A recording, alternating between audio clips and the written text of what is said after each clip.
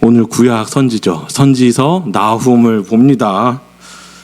내용이 무겁기도 해서 무엇보다도 우리가 구약 선지서를 읽을 때 보통 대선지서, 내용이 많은 이사야서, 예레미야처럼 굵직하고 분량이 많은 책에 우리는 익숙하곤 하죠. 나훔 같은 소선지자는 이름도 낯설고 배경도 낯설고 어디부터 잡아야 될지 좀 막힐 때가 많습니다. 아주 일반적인 시각이기도 합니다. 저도 이제 신학을 시작하기 전까지 그랬었습니다만 구약 교수님께서 이러한 정의를 해주셨습니다. 선지서는 큰 맥락 안에 있다.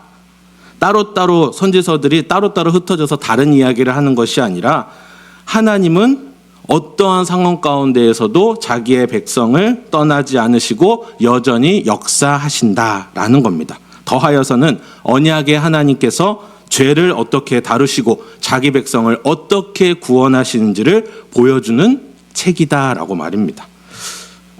정리합니다. 선지서의 핵심은 분명해요. 하나님은 거룩하셔서 죄를 그냥 두지 않으시고요. 공의라고 이야기합니다. 그리고 하나님은 신실하셔서 자기 백성을 절대로 버리지 않으십니다. 덮으십니다. 사랑으로요. 인애라고 이야기합니다. 이 두 가지가 같이 움직이는 거예요. 심판은 하나님의 거룩성에서 나오고 구원은 하나님의 언약 사랑으로부터 나옵니다. 그래서 선지서의 무게는 결국엔 한쪽으로 치우쳐집니다. 한 분께로 그 방향을 제시합니다. 피할 길이 우리한테는 그럼 있는가? 하나님은 죄를 미워하신다는데, 반드시 심판하신다는데, 짚고 넘어가신다는데 우리는 피할 길이 있는가? 누가 우리의 피난처가 되는가? 우리가 알고 있듯이 성경은 그 답을 우리 구주 예수 그리스도라고 이야기합니다. 오늘 나훔서에서 특별히 세상의 악을 정면으로 다룹니다. 니느웨를 향한 말씀이라고 나와 있죠. 우리가 요나서에서 너무나 익숙한 니느웨, 강대국의 수도였던 그 도시입니다. 힘이 정의가 되고 폭력이 질서가 되는 세상 가운데에서 사람들이 저게 진짜 힘인가 보다, 저게 진리인가 보다, 저건 못 이기겠네, 안 무너지겠네 하는 생각들이 있었을 겁니다. 뭐 아수르만 그랬겠습니까? 바벨론도 그랬고 로마 말할 것도 없고요. 그런데 하나님은 나훔을 통해서 선언하시기를 역사의 중심은, 힘이란 것은 제국이 아니라, 강대국이 아니라 여호와께 있다라고 이야기하는 것입니다. 악이란 것은, 하나님을 대적하는 것은 결코 마지막까지 가지 못한다라고 우리에게 전하고 있는 것입니다. 오늘 본문 안에 하나님의 백성에게 주시는 단 한 문장이 있어요. 설교 제목이기도 했고요. 7절 말씀입니다. 여호와는 선하시며 환난 날에 산성이시라 하는 말씀이었습니다. 자, 오늘 본문 전체 1절부터 8절까지는 우리에게 주시는 그 말씀은 이거예요. 하나님은 공의로우셔서 악을 그냥 두지 않으시고, 하나님은 선하셔서 환난 가운데에 자기 백성을 붙드시는 피난처가 되신다라고 우리는 말씀을 요약할 수가 있겠습니다. 본문을 보면서 더 자세히 볼까요? 1절 말씀 보시죠. 니느웨에 대한 경고, 곧 엘고스 사람 나훔의 묵시의 글이라. 여러 가지를 볼 수가 있겠습니다만 우리 선지자들 혹은 성경의 인물들 보면 이름에 뜻이 있죠.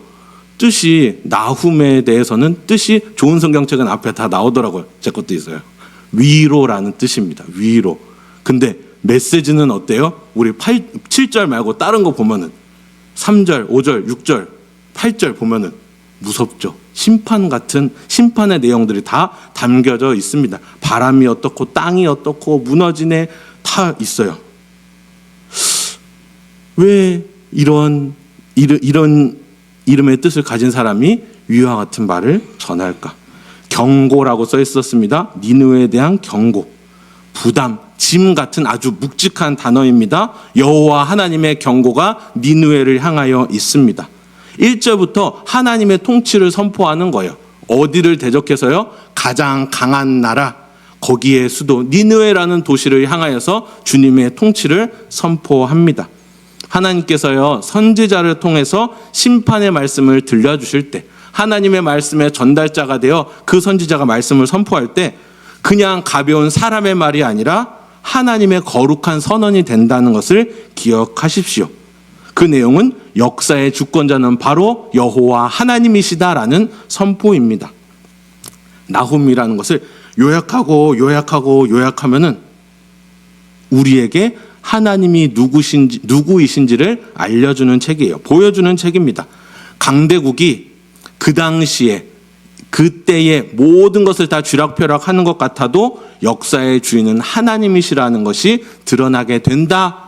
우리에게 이야기하고 있는 것입니다. 우리의 삶에서도 마찬가지인 것 같습니다. 상황이 커 보이고 악이 강해 보이고 사람의 힘이 모든 것을 결정하는 것처럼 느껴질 때가 있습니다. 뉴스만 봐도 그렇고요. 우리의 잘 나누지는 않지만 우리의 상황 가운데에서도 이거 내 힘으로는 안 되겠다 하는 것들이 많이 생겨요. 근데 나훔은 위와 같이 얘기하는 것이죠. 니느웨를 보지 말고 강대국을 보지 말고 위에 계신 여호와 하나님을 바라보라라고 이야기하고 있는 겁니다. 그리고 2절로 갑니다. 2절부터는 니느웨가 어떻다 저떻다 이야기하는 것이 아니라 하나님이 어떠한 분이신지를 드러냅니다. 2절을 한번 볼까요? 여호와는 질투하시며 보복하시는 하나님이시니라. 무섭네요. 여호와는 보복하시며 진노하시되 자기를 거스르는 자에게 여호와는 보복하시며 자기를 대적하는 자에게 진노를 품으시며. 단어가 무시무시합니다. 질투, 보복, 진노. 근데 성경에 질투하는 하나님인즉 많이 나오잖아요. 인간의 시기심과는 완전히 다른 겁니다. 우리 수준에 다른 거예요. 우리가 생각하는 질투의 정의는요. 그런 감정 폭발이 아닙니다. 자기 백성을 괴롭히고 자기 백성을 삼켜버리는 그 악을 그냥 두지 않으시는 하나님의 거룩한 열심, 거룩한 성품을 이야기하는 게 하나님의 질투라는 겁니다. 하나님은 선하시기 때문에 자기 백성을 누구보다 사랑하시기에 하나님의 자리를 빼앗는 우상과 폭력과 폭력들, 불의를 방치하지 않으시는 겁니다. 그래서 진노하시는 거예요. 그래서 보복하시는 거예요. 그래서 질투하시는 하나님이시다라고 말하고 있는 겁니다. 보복하신다 마찬가지예요. 이거는 하나님이 우리 대신 싸워주신데 성도에게 복수하라 이 명령이 아니라는 것이죠. 오히려 반대입니다. 우리가 복수의 칼을 내려놓고 공의의 판단을 하나님께 맡기라는 명령입니다. 하나님의 백성이라고 하나님의 자녀라고 제자라고 말하는 우리가 복수의 칼을 쥐면은 어떻게 됩니까? 죄를 짓게 되죠. 마음이 무너지게 되죠. 삶이 무너지게 되죠. 그래서 하나님 말씀하시는 거예요. 내가 하겠다. 여호와께서 일하신다라고 우리에게 이야기하시는 겁니다. 그래서 이 2장의 말씀은 성도를 잔인하게 만드는 말씀이 아니라 성도를 하나님께 피하도록 해주시는 말씀인 거예요. 우리 신명기 32장 35절 말씀을 함께 보도록 하겠습니다. 함께 읽을까요? 시작. 그들이 실족할 그때에 내가 보복하리라. 그들의 환난 날이 가까우니 그들에게 닥칠 그 일이 속히 오리로다. 아멘. 내가 원수 갚아야지, 내가 보복해야지, 내가 해결해야지 하는 그 마음이 나에게 여전히 있다면 마음이 무너집니다. 내 영혼이 무너집니다. 하나님이 공의로운 분이시라는 것을 알기 때문에 그분을 향한 믿음과 신뢰가 있기 때문에 성도는, 자녀는, 제자는요 그 복수의 칼날을 내려놓을 수가 있는 겁니다. 그거 너무 연약한 소리 아니에요? 너무 루저 같아요. 패배가 아니라 하나님을 왕으로 모시는 순종의 모습이 여기에 있는 겁니다. 주님이 하시니 나는 이 복수의 칼을 내려놓는다. 진노의 칼을 내려놓는다. 주일날 설교 기억하고 계십니까? 성내지 말자, 분내지 말자. 지난 3일 어떻게 사셨습니까? 저는 좀 실천하면서 살았던 것 같은데 우리에게 있어서 화는 건강에도 안 좋죠. 마음의 건강에도 참 안 좋습니다. 그런데 성경은 어떻게 하라고 나옵니까? 주님께 맡기라. 모든 나의 칼날, 내 분노, 고함 모두 다 내려놓으라고 우리에게 말씀하고 계십니다. 자, 3절을 보겠습니다. 3절은 앞부분만 읽을게요. 여호와는 노하기를 더디하시며 권능이 크시며 벌 받을 자를 결코 내버려 두지 아니하시니라. 앞부분을 보는데요. 노하기를 더디하시는 분이시래요. 2절에서는 완전 무섭더니 이건 뭐야? 노하기를 더디하신다는 건요, 빠릿빠릿하게 안 한다 이 얘기가 아니라 악을 보지 못하신다 이것도 아닙니다.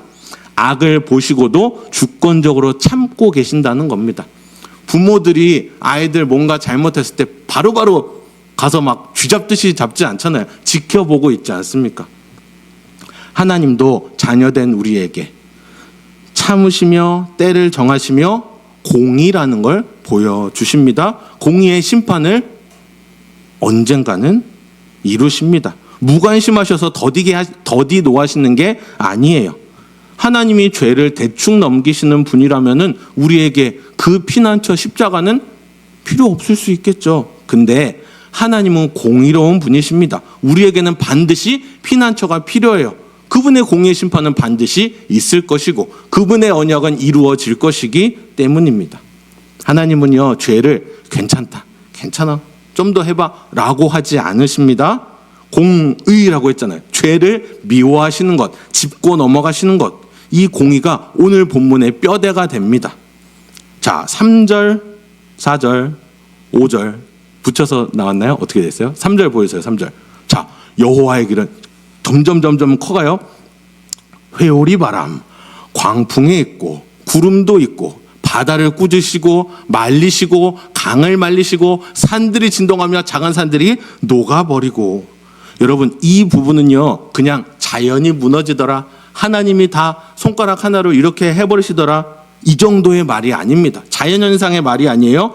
여호와의 왕권이 선포되는 표현들입니다. 다 피조물들이잖아요. 그렇죠?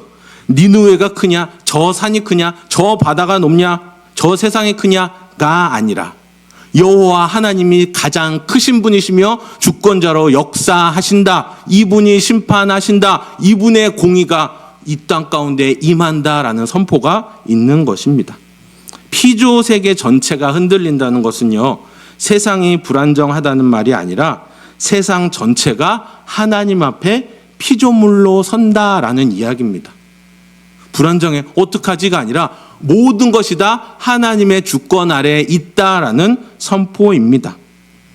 나훔서는 우리한테 이렇게 이야기합니다. 우리의 시선을 강대국, 잘 사는 나라, 힘 있는 나라, 군사력이 높은 나라, 여기서 주권자이신 분께 시선을 돌리라고 말하는 겁니다.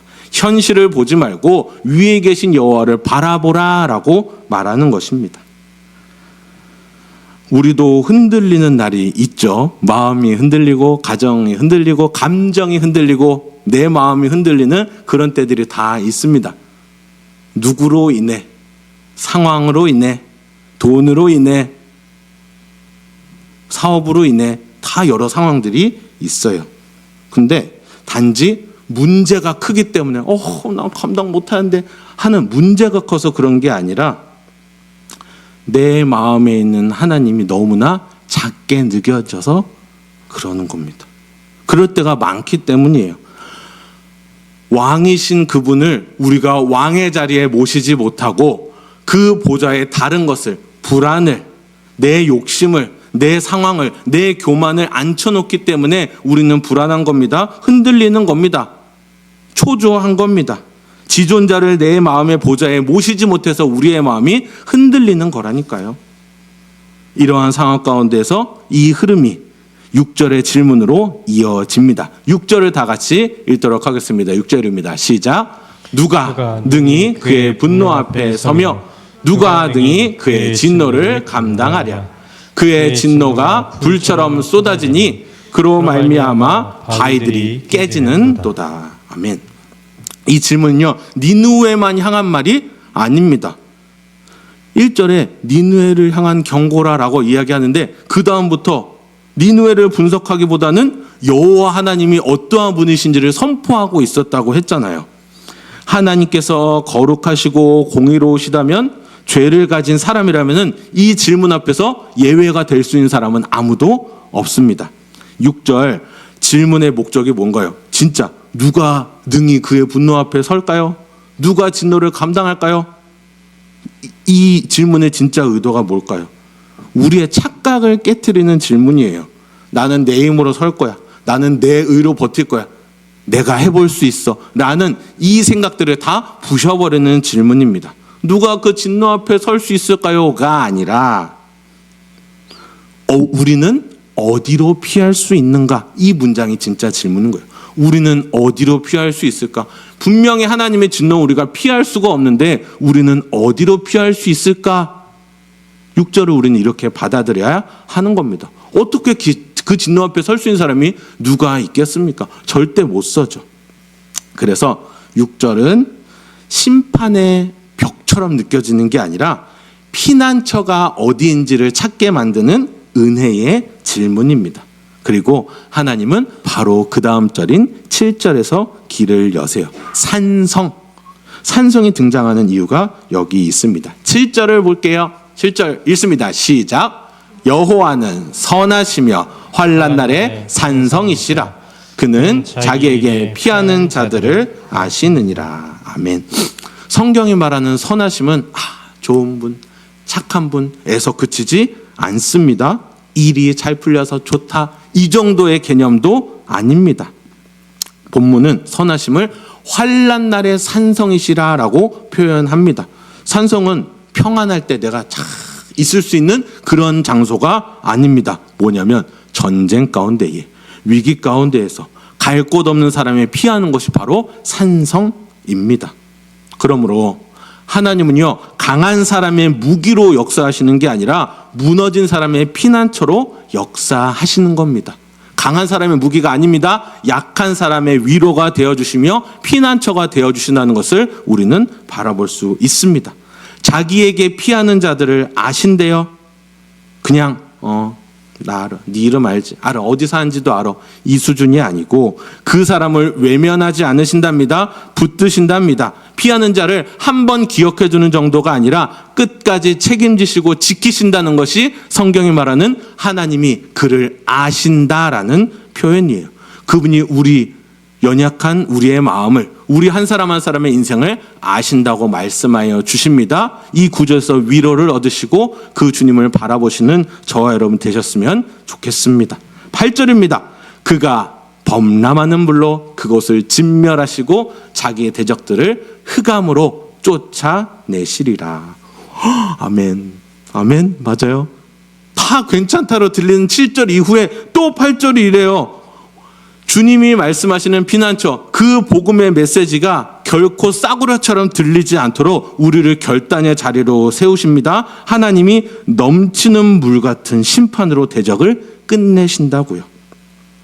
오해하지 말아야 할 것, 하나님이 감정적으로 폭발하신다는 거, 아까 2절을 오해했던 것처럼 진노, 보복, 이게 아니라는 겁니다. 나오미 선지서가 말하는 것은 악의 종말이에요. 죄에 대한 공의의 심판이에요. 악을 영원히 방치하지 않으시는 하나님의 속성, 반드시 끝을 내시는 하나님의 속성을 이야기하고 있습니다. 그래서 7절에 나오는 산성이라는 것은 아무나 누리는, 그냥 자동적으로 옮겨가서 거기서 방어막이 되는 그러한 안전을 이야기하는 것이 아닙니다. 7절 자체가 조건을 말하고 있잖아요. 어떤 거요? 주님께로 피하는 자에게 환난 날의 산성이 되어주신다고 성경은 이야기합니다. 피할 곳, 피난처, 그냥 감상하는 곳이 아니라 실제로 들어가는 자리죠. 이 마음 가지고서 8절을 보십시오. 성도를 공포로 밀어넣는 그러한 장치가 아닙니다. 우리의 마음을 다시 붙잡게 하는 문장입니다. 나는 하나님을 대적하는 편에 설 것인가? 아니면 하나님께 피하는 편에 설 것인가? 내 의를 가지고, 내 능력을 가지고서 극복하는 자로 설 것인가? 아니면 피난처 안에 들어가서 환난 날에 산성 되시는 주님께 숨어 있을 것인가? 우리를 그리스도께로 향하는 장치가 되어 줍니다. 나홈의 말씀을 우리가 보고 있어요.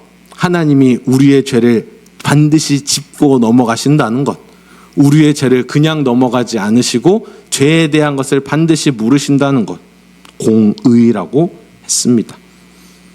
하나님이 죄를 그냥 덮어버리신다. 이게 그런 공의의 뜻이 아니라 죄를 반드시 다루신다는 것. 그래서 죄인의 피난처가 필요하다고 했고요. 그리고 피난처는 공의가 취소되는 거. 됐어. 이러니까 너 용서해 줄게 하는 것이 아니라 공의가 성취되는 것이 피난처입니다. 이해되세요? 공의가 됐어. 취소가 퇴가 아니라 공의가 성취되는 것이 피난처입니다. 그 피난처는 우리가 붙들고 의지하는 예수 그리스도의 십자가가 됩니다. 가장 우리가 기대해야 할 곳, 사랑을 느낄 수 있는 곳, 마음의 평안을 찾을 곳, 우리의 죄된 모습도 주홍빛 같을지라도 우리에게 평안을 주시는 자리가 주님의 십자가, 주님의 마음이 있는 곳입니다. 하나님의 진노와 심판을 우리가 당한 게 아니라 예수 그리스도께서 담당하셨기 때문에 우리는 정죄받은 것이 아니라, 정죄받는 길에 있는 것이 아니라 피난처로 나아갈 길이 열린 겁니다. 구원의 길입니다. 우리에게 주신 가장 유일한 길. 오늘 본문에 나오는 산성, 그냥 막연히 말한 것이 아니라 그리스도 안에서 실제가 된 피난처를 이야기해주고 있어요. 고린도후서 5장 21절 말씀을 우리 다 같이 보도록 하겠습니다. 함께 읽습니다. 시작. 하나님이 죄를 알지도 못하신 이를 우리를 대신하여 죄로 삼으신 것은 우리로 하여금 그 안에서 하나님의 의가 되게 하려 하심이라. 아멘. 여러분, 죄를 알지도 못하신 이가 누구십니까? 예수 그리스도셨습니다. 우리를 대신하여 죄를 삼으신 것, 주님의 일이 우리 가운데에 있습니다. 당하시지 않아도 되었을 그러한 이들을 주님이 감당하셨고, 누구를 위해서요? 우리 한 사람 한 사람을 위해서요. 더 나아가서는 무엇입니까? 온 세상을 위하여서 이 땅 가운데 오신 주님의 보혈을 기억하십시오. 저는 항상 말씀을 전할 때마다, 영혼을 대할 때마다, 공과 공부든 말씀을 전하든 말씀 나눔을 하든 그 말씀을 전할 때 그 한 사람만 물론 그 사람이 중요해요. 그 사람도 중요한데 그 사람과 연결되어 있을 너무나 많은 사람들이 한 사람 한 사람이 보여요. 그분의 엄마, 그분의 아빠, 그분의 남편, 그분의 아내, 그분의 자녀, 그분의 동생. 우리만 그 복음을 가지고서 그 유익을 누릴 수가 없는 것입니다. 온 세상을 향하여서 그 몸을 내던지신 예수 그리스도의 은혜가 우리 가운데 주어졌습니다. 전도해야죠. 선교해야죠. 우리의 마음속에 있는 예수 그리스도를 드러내지 못한다면, 보여주지 못한다면 우리는 교회로서, 성도로서, 제자로서, 자녀로서 잘 살아가고 있는지 점검해봐야 할 것입니다. 나를 위해서 오셨다는 그 어마어마한 감동이 있어요. 하지만 온 세상의 죄를 해결하시려 이 땅 가운데 오신 예수 그리스도의 그 궁극적인 이 땅에 오신 이유를 우리는 기억해야 할 것입니다. 사랑하는 여러분, 오늘 우리의 고백은 이 말씀을 들으며 이렇게 나와야 할 것 같습니다. 주님, 맞습니다. 공의로우신 하나님 앞에서 저는 이렇게 연약하네요. 저는 이렇게 흔들리네요. 저는 이렇게 부족하네요. 저의 죄된 모습이 있네요. 그런데 피난처 되시는 예수 그리스도께서는 누구보다 강하신 줄을 믿습니다. 그분께 피하면 우리의 마음 가운데에 평안을 넘어서 우리의 가장 비참한 가운데서 건져내어 주실 그 능력을 우리가 볼 수 있을 것 같네요. 이 고백이 있어야 합니다. 내 의로 서는 자가 성도가 아니라요, 피난처 되신 그리스도께 피하는 자가 성도입니다. 사랑하는 여러분, 말씀을 맺습니다. 나훔 1장 1절 8절은 한 가지를 세워요. 악이 이기는 것처럼 보여도 하나님은 결코 자기의 백성들을, 그리고 세상을 방치하지 않으시는 분이다. 공의로운 분이셔서 죄를 넘어가지 않으시고 선하신 분이셔서 자기 백성의 산성이 되어주시는 분이다 라는 것입니다. 분노의 칼을 거두고 복수의 손을 내려놓고 피난처 되시는 주님께 피하자, 우리는 이렇게 요약할 수 있는 겁니다. 하나님이 갚으신다는 말은 너희가 갚어라는 게 아니라고 했습니다. 내가 해결하겠다. 이 마음을 내려놓아야 합니다. 주님께 맡겨야 합니다. 왜요? 그분이 주권자이시니까. 그분이 지존자이시니까. 그분이 가장 높은 곳에 계신 주권자이시기 때문입니다. 주님이 예비하시는 피난처는요, 예수 그리스도 안에서 확실합니다. 환난이 올 때마다, 두려움이 올라올 때마다 내가 주님께 피합니다 하는 고백이 우리에게 있어야 합니다. 사랑하는 여러분, 그리스도께 붙으십시오. 주님과 연합하십시오. 하나님은 피하는 자를 아십니다. 아십니다의 의미 기억하시죠? 피하는 자를 아십니다. 붙드십니다. 끝까지 책임지십니다. 악을 그냥 두지 않으시는 공의의 하나님이 환난 날에 우리를 숨기시는 산성이 되셨습니다. 말씀을 통하여 우리는 확인하였고요. 우리는 그 사랑에 반응하여서 찬송했으면 좋겠어요. 시편의 고백을 마지막으로 읽고 우리 찬양했으면 좋겠습니다. 시편 62편의 글입니다. 함께 읽겠습니다. 시작. 나의 영혼이 잠잠히 하나님만 바라며 나의 구원이 그에게서 나오는도다. 2절. 오직 그만이 나의 반석이시오 나의 구원이시오 나의 요새시니 내가 크게 흔들리지 아니하니로다. 아멘. 이 시편의 고백을 찬송으로 우리 함께 올려드리는 이 밤이 되었으면 좋겠습니다.